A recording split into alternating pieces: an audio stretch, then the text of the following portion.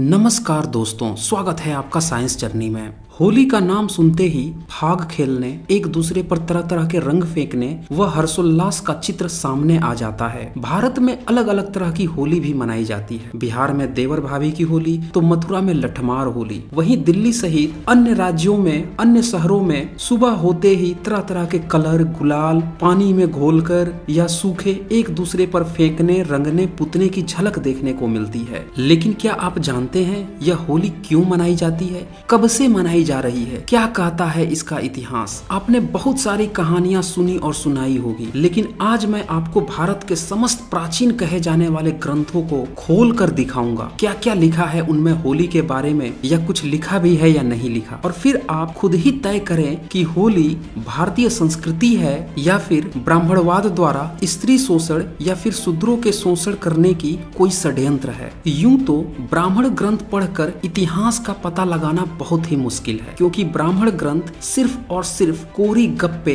भारतीयों को शूद्र बनाए रखने का षड्यंत्र और खुद को श्रेष्ठ बताने की गप्पे हाँकने के अलावा कुछ भी नहीं है। जहां पिछले 500 सालों में पूरी दुनिया के लेखक अपने समसामयिक इतिहास को लिख रहे थे, वहीं ब्राह्मण भारत की इस कृषि प्रधान सम्यक संस्कृति को हथियाने के लिए तरह तरह की कोरी गप्पे, वेद, पुराण और धर्मशास्त्र की रचना देवनागरी लिपि में लिखने के षड्यंत्र में टल्ली था। भविष्य पुराण में ब्राह्मणों ने लिखा, होलिका के विषय में प्रश्न करते हुए युधिष्ठिर कहता है, हे कृष्ण, हर गांव और शहर में फाल्गुन की पूर्णिमा के दिन उत्सव क्यों होता है? इस दिन किस देवता की पूजा की जाती है और क्या किया जाता है? कृष्ण ने कहा, सतयुग में रघु नामक एक श्रेष्ठ राजा था। एक दिन उसकी प्रजा ने उसके पास जाकर हाहाकार किया और त्राही त्राही कहने लगी। लोगों ने कहा, हमारे घरों में धूढ़ा नाम की राक्षसी दिन रात बच्चों को तंग करती है। हमने कई तरीकों से उसे भगाना चाहा, पर वह हमारा पिंड नहीं छोड़ती। प्रजा के ये शब्द सुनकर राजा ने नारद से इस विषय में चर्चा की। नारद ने कहा, हे राजन, आज पूर्णिमा है, अब सर्दी समाप्त हो गई है, प्रातः काल गर्मी शुरू हो जाएगी।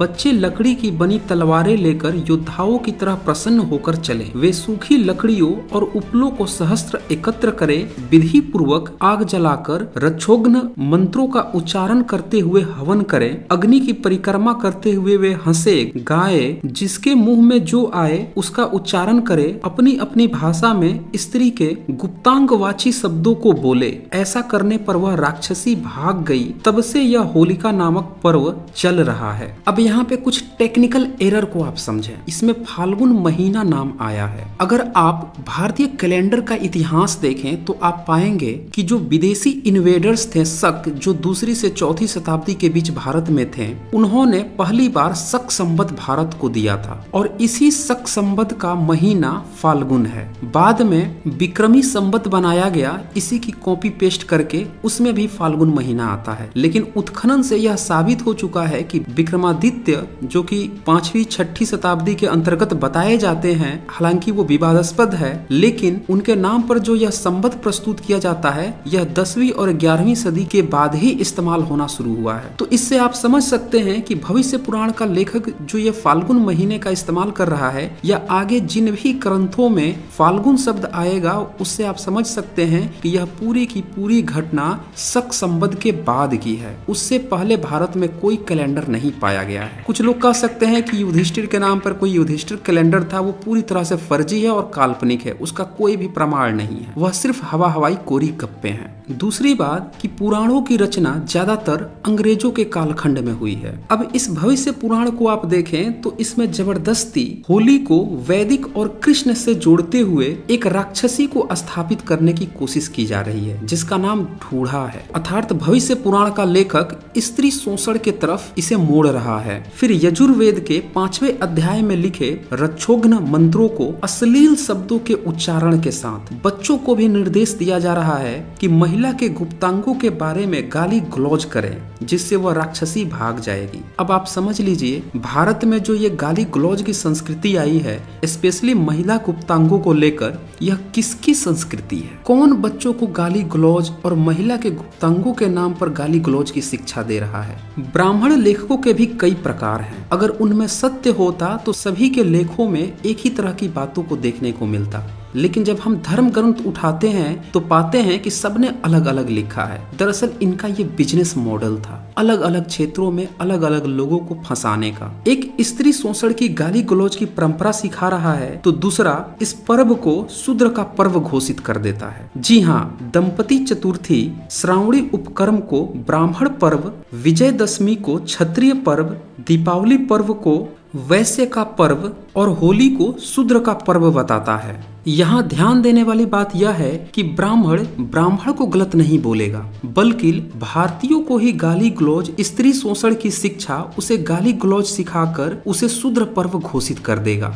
भविष्य पुराण की यह काल्पनिक ढूंढा राक्षसी अलग अलग क्षेत्रों में अपनी अपनी सुविधा के अनुसार उसकी चरित्र का निर्माण करवा दी गई। पूर्वी भारत वाले इसे पूतना बताते हैं। यह पूतना की कहानी यह है कि जो काल्पनिक कृष्ण है वह अपने बचपन में इसका दूध पीते पीते इसका सारा खून ही पी गए, जिससे वह तड़प तड़प कर मर गई और फिर उसे जला दिया गया और उस दिन से वो लोग होली मनाने लगे। वहीं राजपुताने वाले लोग जहाँ पे जौहर और सती प्रथाएं देखने को मिलती थी, उनने एक फर्जी कहानी हिरण्यकश्यपु की बहन और उसके बेटे को आग में जिंदा जलाने से जोड़कर देखते हैं, जहाँ होलिका को जलाकर बुराई का प्रतीक और प्रहलाद को बचाकर धर्म की जीत का फलसफा छोड़ दिया जाता है। और कहानी का मुख्य कारण था राजा जो ईश्वर यानी कि विष्णु पे विश्वास नहीं करता था, तो उसका पुत्र जो कि विष्णु भक्त है वह अपने पिता की हत्या काल्पनिक विष्णु के काल्पनिक अवतार नरसिंह से करवा देता है। जब शोषक वर्ग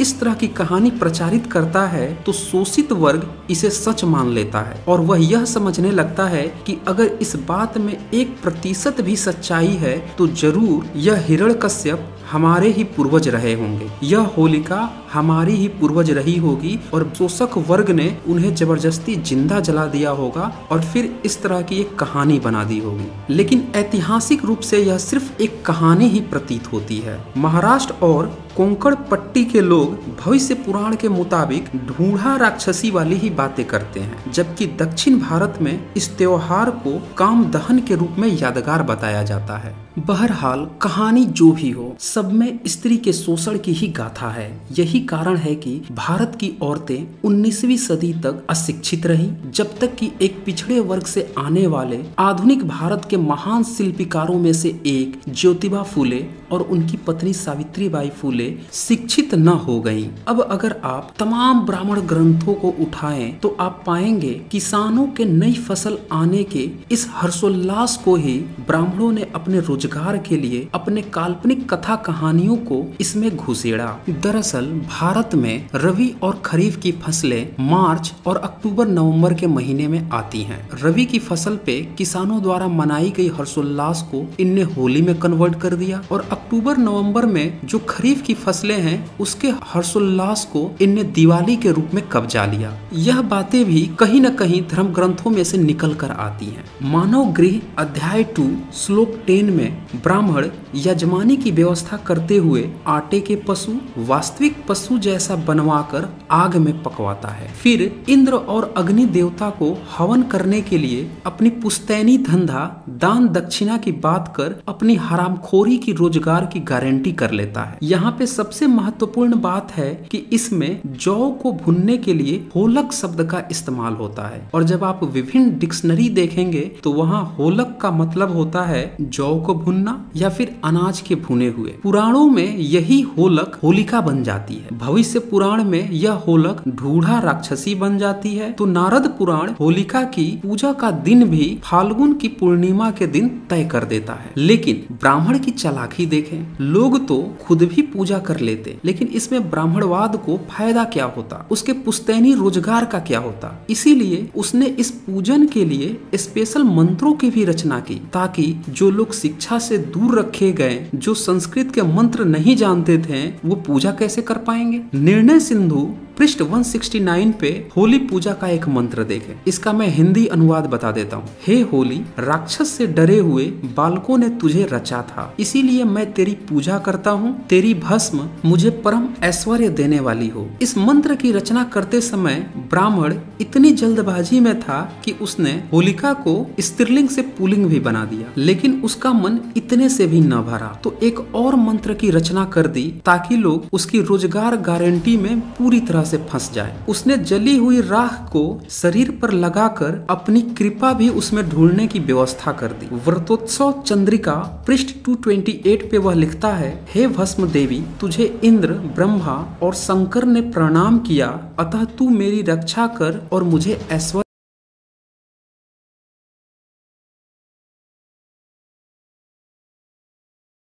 प्रदान कर। पुरोहित गिरी का पूरा कारोबार सिर्फ दान दक्षिणा पे ही नहीं टिका था, बल्कि इसकी गारंटी के लिए यह जरूरी भी था कि राजा को भी डराया जाए और प्रजा को भी। इसकी भी उसने पूरी व्यवस्था की। उसने पुराण समुच्चय में लिखा, भद्रा नक्षत्र में होली जलाने से देश में विद्रोह भड़क उठता है, इससे नगर का नुकसान होता है, अतः भद्रा में होली नहीं जलानी चाहिए। अब जरा सोचिए कि जब कैलेंडर बन गया और आम जनता को शिक्षा से दूर ही रखा गया तो वह भद्रा नक्षत्र कब आएगा या कोई भी त्योहार कब आएगा और जाएगा, उसके लिए वह पूरी तरह से ब्राह्मण पे डिपेंडेंट हो गए। लेकिन यहाँ पे अंधविश्वास यह है कि विद्रोह तो बहुत जगह पे हुआ, आपने 9th-10th में भी पढ़ा होगा। फ्रांस में, रूस में, चीन में, अमेरिका में, बांग्लादेश में भी क्रांतियां हुई। तो क्या वहां के लोगों ने भद्र नक्षत्र में आग जला दी थी क्या? तो इस तरह से ब्राह्मणवाद की लेखनी ने सिर्फ और सिर्फ अंधविश्वास के बलबूते पे ही अपने रोजगार की गारंटी ली। वैष्णव पंथियों ने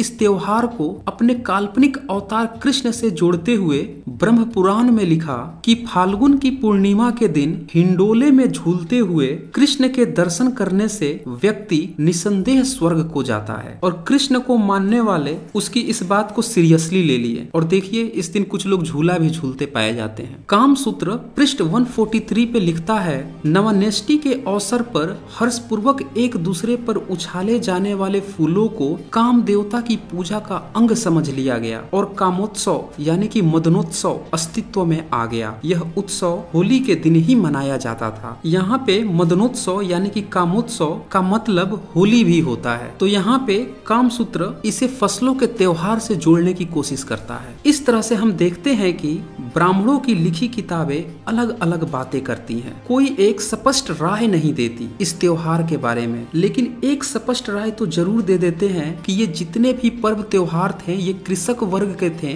और इसे पूरी तरह से कब्जाने के लिए ब्राह्मणवाद ने तरह तरह के षड्यंत्र किए, तरह तरह की कथा कहानियां लिखी ताकि यह उनको पूरी तरह से कब्जा कर अपने हरामखोरी के धंधे से अपने पेट पालता रहे। लेकिन इन धर्म ग्रंथों में कहीं भी गुलाल खेलने, रंग खेलने का वर्णन नहीं मिलता। और होली तो वैसे भी अगर आप 200 साल पहले जाएं तो इसके खेलने का कोई प्रमाण नहीं मिलता। यहाँ तक कि भारत के जितने भी शिलालेख मिलते हैं, उत्खनन से जो प्रमाण मिलते हैं, उसमें कहीं भी इस तरह की रंग खेलना, गुलाल खेलना या होली मनाने का वर्णन नहीं मिलता। तो दोस्तों अब यह आपके ऊपर है कि आप इस स्त्री शोषण के प्रतीक, चाहे वह कहानी काल्पनिक ही क्यों न हो, और ब्राह्मणवाद की चंगुल में फंसकर त्योहार को मनाकर उसके पीढ़ी दर पीढ़ी रोजगार में फंसे रहना चाहते हैं या एक सशक्त भारत के निर्माण के लिए इन अंधविश्वासी त्योहारों का त्याग कर ब्राह्मणवाद से छुटकारा पाना चाहते हैं। भविष्य भी आपका है, आने वाली पीढ़ियां भी आपकी हैं और फैसला भी आप ही को करना है। तो दोस्तों इस वीडियो को ज्यादा से ज्यादा शेयर करें ताकि सभी देशवासियों को पता चल सके कि यह पर्व सिर्फ और सिर्फ ब्राह्मणवाद को प्रोत्साहित करने और स्त्री शोषण का ही प्रतीक है।